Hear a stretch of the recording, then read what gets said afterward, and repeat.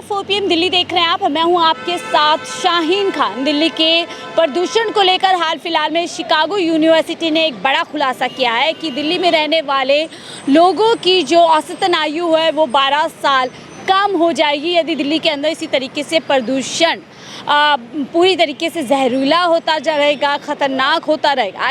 इसी के बाद हमने आपको ये भी बताया कि कैसे दिल्ली में पॉल्यूशन से लड़ने के लिए, पॉल्यूशन को कंट्रोल रखने के लिए जो दिल्ली सरकार है, जो पर्यावरण मंत्री हैं गोपाल राय, उन्होंने एक प्रेस कॉन्फ्रेंस की और किस तरीके से क्या क्या उसमें स्टेप्स उठाए जाएंगे कि जिससे दिल्ली के लोगों को पर्यावरण के चलते मुश्किलों का सामना ना करना पड़े। अब देखिए, जब पोल्यूशन की बात हो रही है, वायु प्रदूषण की बात हो रही है, तो जो मुख्य तौर से कारण माना जाता है उसके लिए जहरीली आबोहवा है और वो ख़राब होती है बढ़ती जो पॉपुलेशन है, जो बढ़ती दिल्ली के अंदर जनसंख्या है। लेकिन अगर वहीं पर दूसरी बात करें, अगर इस पॉल्यूशन को रोकने में एक बड़ी भूमिका कोई निभाता है तो वो वृक्ष होते हैं। लेकिन दिल्ली में पिछले दिनों किस तरीके से पेड़ों को लेकर के, वृक्षों को लेकर के सियासत गरम रही है वो आप सभी ने देखा होगा। जहां आम आदमी पार्टी आरोप लगाई है कि दिल्ली के एलजी ने कई बड़ी तादाद में दिल्ली के अंदर पेड़ कटवाए, तो वहीं एलजी का आरोप आम आदमी पार्टी पे था। मामला कोर्ट के अंदर भी जाता है। काफ़ी प्रोटेस्ट भी दिल्ली के अंदर इस मामले को लेकर के किए गए थे। अब देखिए, आम आदमी पार्टी की तरफ से ये बताया गया है, साफ तौर पर प्रेस कॉन्फ्रेंसेस अलग अलग समय पर की गई है ये बताने के लिए कि दिल्ली के अंदर कैसे बीजेपी के एलजी ने 1100 पेड़ कटवाए। कल सुप्रीम कोर्ट की चीफ जस्टिस की बेंच के सामने दिल्ली के रिज इलाके में करीब 1100 पेड़ों को गैर कानूनी तरीके से कटवाने का मामला आ रहा है। देश के न्यायाधीश इस मामले को सुनेंगे। मेरा मानना ये है कि अगर देश के न्यायाधीश इस डीडीए के वाइस चेयरमैन के हलफनामे को 10 मिनट पढ़ लें तो देश की अदालत के सबसे बड़े जज साहब को ना सिर्फ पर्यावरण की, ना सिर्फ डीडीए की, बल्कि केंद्र सरकार और उनके लगाए हुए एलजी के बारे में सब कुछ पता चल जाएगा। सब कुछ।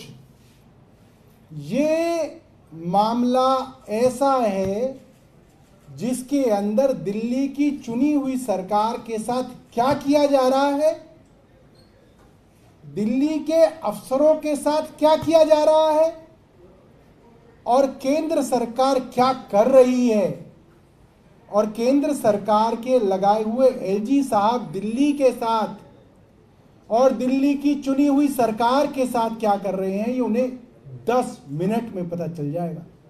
ये एफिडेविट बारूद है, बारूद, इसमें सारा एम्यूनिशन है। मैं आपको इसके बारे में कुछ लाइनें पढ़ के बताऊंगा और आपकी आंखें खुल जाएंगी। आपको याद होगा, मैं बार बार इस बात का जिक्र कर रहा था कि एग्जीक्यूटिव इंजीनियर ने, डीडीए के एग्जीक्यूटिव इंजीनियर ने डीडीए के कॉन्ट्रैक्टर को मेल करके लिखा, और एक नहीं 2 मेल करके लिखा कि उपराज्यपाल का दौरा हुआ था और डायरेक्शन मिली है कि पेड़ों को काट दिया जाए। ये ईमेल मैंने आपको दिखाई थी, और जब मैंने दिखाई थी तो कोर्ट में डीडीए के यानी कि केंद्र सरकार के वकील ने कहा था, ये बात याद रखिएगा, केंद्र सरकार के वकील ने कहा था कि वो ईमेल हैक हो गई। आपको याद है? अब आप सुनिए डीडीए के वाइस चेयरमैन के हलफनामे में क्या निकलता है। इसके अंदर है, एक तो वो माफी मांगते हैं पहले सुप्रीम कोर्ट से कि हमने सुप्रीम कोर्ट से सच छिपाया। क्यों छिपाया? क्योंकि जो पेड़ गैर कानूनी तरीके से पहले ही काट चुके थे, चोरी पकड़े जाने के बाद सुप्रीम कोर्ट में उनको काटने की परमिशन मांगने गए। पहले काट चुके हैं, बाद में परमिशन मांगने गए कि साहब हमें पेड़ काटने हैं, परमिशन दे दो। वो परमिशन सुप्रीम कोर्ट ने रिजेक्ट कर दी। तो आपने झूठ बोला कोर्ट में, एलजी साहब के डीडीए ने झूठ बोला, उसके लिए पहले तो उन्होंने माफी मांगी, मतलब उन्होंने अपनी चोरी कबूल कर ली। आगे क्या लिखते हैं सुनिएगा। उन्होंने ये मान लिया कि ये पेड़ 16 फरवरी से लेकर 10 दिन के अंदर गैर कानूनी तरीके से काटे गए। ये बात डीडीए के वाइस चेयरमैन ने अपने हलफनामे में मान ली है। अभी तक तो ये हो रहा था ना, झूठ बोल रही है आम आदमी पार्टी, झूठ बोल रहा है सौरभ भारद्वाज, ये बात हलफनामे में मान ली गई।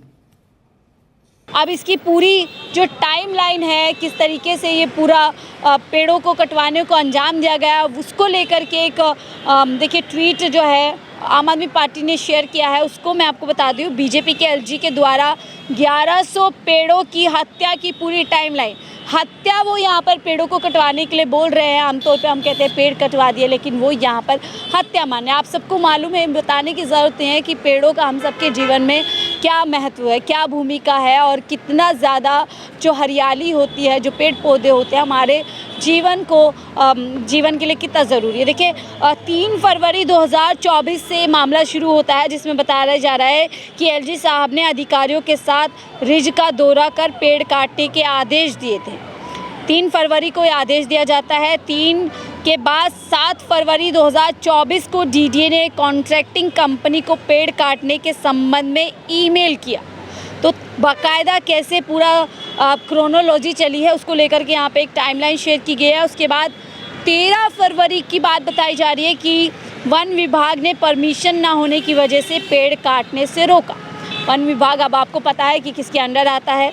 और उसके बाद देखिए और मामला आगे बढ़ता है। 14 फरवरी को 3 फरवरी के एलजी के आदेश का हवाला देकर डीडीए ने ठेकेदार को ईमेल कर पेड़ काटने को कहा। तो डीडीए ने यहाँ पर अपनी भूमिका निभाई है, बाकायदा एक ईमेल के ज़रिए से ईमेल का हवाला देते हुए यहाँ पर पेड़ काटने के लिए बाध्य कहीं ना कहीं जो कर्मचारी होते हैं, जो लोग होते हैं पेड़ काटने के लिए, उनको यहाँ पर बाध्य किया। उसके बाद और मामला आगे बढ़ता है और बात पहुँच जाती है 24 जून को।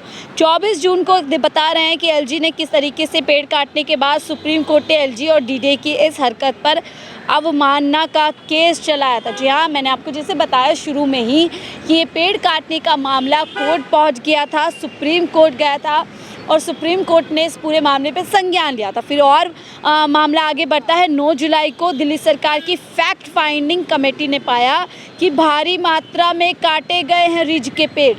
रिज देखिए दिल्ली में एक इलाका है जहाँ पर कई फार्म हाउसेस वगैरह भी होते हैं और यह आरोप लगाया जा रहा है कि फार्म हाउसेस को बड़े बड़े बिजनेसमैन, बड़े बड़े लोगों के इंटरेस्ट में फार्म हाउस को तोड़ करके जगह ना बढ़ाई जाने की जगह पेड़ों को ही काटने का आदेश दिल्ली के एलजी ने दिया था। अब और भी आगे 9 जुलाई के बाद 12 जुलाई पर पहुंच जाता है मामला कि डीडीए की ईमेल से पकड़ा गया एलजी का झूठ। यानी क्योंकि इसको लेकर के देखिए समझने की ज़रूरत यह है कि आरोप ये लग रहा था कि दिल्ली सरकार ने पेड़ कटवाए और एलजी ये आरोप लगा रहे थे और आम आदमी पार्टी ने फिर ये पूरा मामला किस तरीके से एक्सपोज किया। आम आदमी पार्टी ने बताया कि ये पेड़ एलजी के इशारे पे, एलजी के आदेश पर काटे गए थे। तो वो बता रहे हैं कि पूरा मामला पकड़ा जाता है, एलजी का झूठ पकड़ा जाता है, एलजी की साजिश पकड़ी जाती है जब मेल पकड़ा जाता है। सुप्रीम कोर्ट ने कहा था हलफनामा दर्ज करे डीडीए के अधिकारी, क्योंकि डीडीए के अधिकारियों ने जो 14 फरवरी को ईमेल का हवाला देते ही पेड़ों को काटने का पूरी तरीके से आदेश दिया था। फिर देखिए 26 अगस्त पर मामला आ जाता है। डीडीए के अधिकारियों के हलफनामे से पता चला कि एलजी ने रिज का दौरा किया और पेड़ काटने के निर्देश दिए। तो इस तरीके से ये पूरा साफ हो जाता है कि दिल्ली के अंदर जो 1100 पेड़ काटे गए वो किसके आदेश पे काटे गए और जो राजनीति इस मुद्दे को लेकर के की जा रही थी, आरोप प्रत्यारोप का सिलसिला शुरू हो गया था, उसकी यहाँ पर पूरी तरीके से पोल पट्टी खुल जाती है। और जिस तरीके की बात लगातार आम आदमी पार्टी कहती है कि एलजी हमें काम करने नहीं देते और एलजी को जो आदेश होता है वो केंद्र से आता है।